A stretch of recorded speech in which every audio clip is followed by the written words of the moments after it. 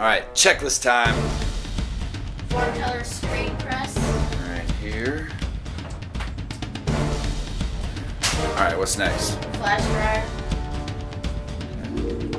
What's that right there? The Epson 1400. Black. That's it right there. Comes with the black ink. Software. Homemade exposure unit. Right here. Okay, so I've got the black cloth to keep it from reflecting up. This is a piece of glass that I replaced the one that came with it so I could have a bigger area there. This is the shop light, and it is exactly 15 inches above the surface once you put a screen there. So from there to there is 15 inches, and I go 11.5 minutes. What else? Screens. Screens, we got plenty of those. Okay.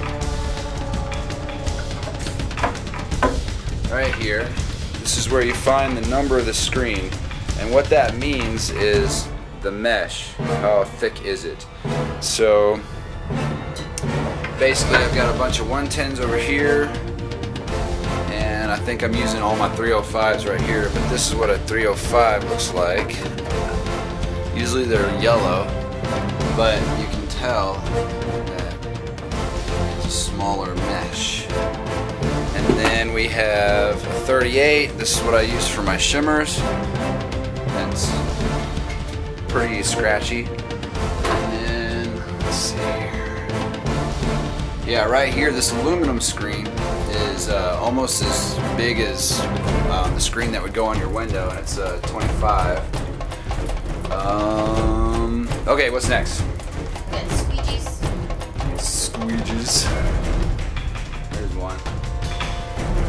There, building up ink on it. Now I'm letting this stuff dry so I can make some videos here in a second about cleaning. Okay, squeegees. Here's a good one. They've got a variety of durometers on the rubber, and durometer just indicates how hard or soft this is. So it's just kind of a however you feel. Go ahead, what else? White screen tape. White screen tape is this. This is called Sure Tape, and it's tape that is it's chemical resistant. So when you put it on there, you can peel it right back off, and it won't. Yeah, here's some. I got it blocking off this top letter here because I wanted to make a different design on the back. But see how it doesn't leave any sticky stuff at all. It just tapes on. Okay?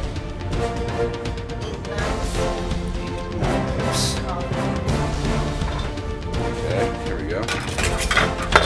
You got two different styles. I like these knives here because you can just sort of sling it on and then, you know, wipe it across.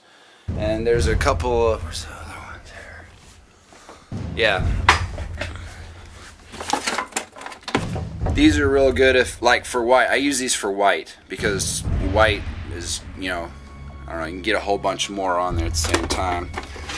And then there's also these screen cards, which work out pretty good. So all that is kind of in the goop scoop arena. Alright, what's next? The scoop coater. Scoop coater. Alright, this is the scoop coater. It comes with a cover, but I try to not use enough to cover it up for later, or whatever you would use that for. I only put enough in there to use for one screen. And really, if you got a bead about the size of your thumb down in the bottom, right up, you know, all the way across, that's enough for a good 110 coating. You're gonna need a little bit more for the 28 and the bigger hold mesh, because it just has to span a bigger space. For the finer mesh, it don't take nothing. You can do 3 screens with the amount that you can do on a 110. So that's why I'm slowly going towards 305s, because 110 just doesn't quite do it for me. What's next? The multiple colors of Okay.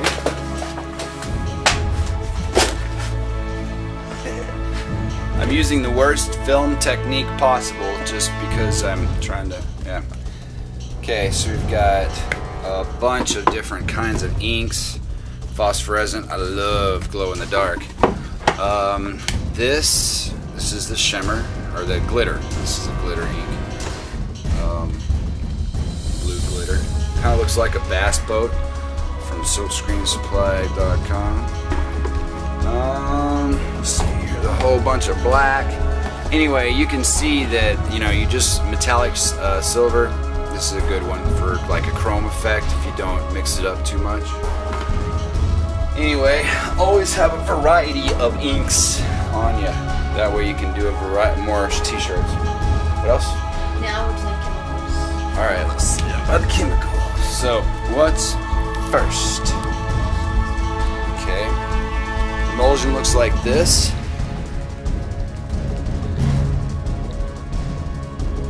Prochem pink. I'm not going to open it up because it is definitely not light safe. You can tell the stuff on the outside has been exposed, but on the inside it's nice and pink. Alright, what's next? Here we go, right here in front. Emulsion remover. I use these bottles here because the emulsion remover comes, this is degreaser. Well, it comes in a bottle that looks like this. And you can water some of these down. Just read the instructions. Okay, what's next? The degreaser and the dehazer. Okay, this is what I got my degreaser in. This is what it came in. And then, where's my dehazer? Oh wait, here's the emulsion remover. It's good stuff. Works real fast.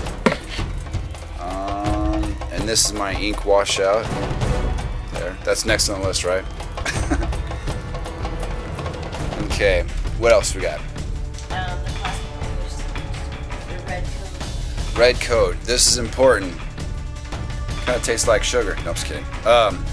Red coat is where you'll get a little dot in your screen up there, and you just, you know, dab it on like that, and then kind of just like that, and it blocks the little hole in the screen that you may have missed. Okay. Top bond palette adhesive. Okay. This is the only palette adhesive I will use. One time I ran out and I tried to use just some general spray adhesive. That was a no-no. It took a million years to clean that crap off there. Okay, what else? Well, okay, also, yeah, these scrubbers,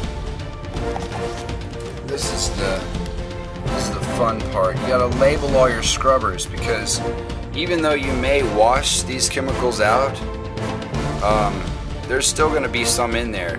And say you get the dehazer and you start using it with a degreaser, well, those two chemicals will change when they combine. So make sure you keep everything separate and labeled. I mean, look at that. It's labeled and labeled.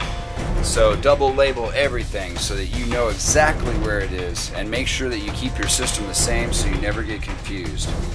But these are all the products that you can use, and it fits in a room that's a normal size room, and I've blocked off the window so that I can have this. This is what it looks like. Turn off the track lighting. This is what it looks like in a life-safe, kind of light-safe deal. And you can still work in here, no problem. That's what that looks like when it comes on. So, ladies and gentlemen, this is Dr. Jack.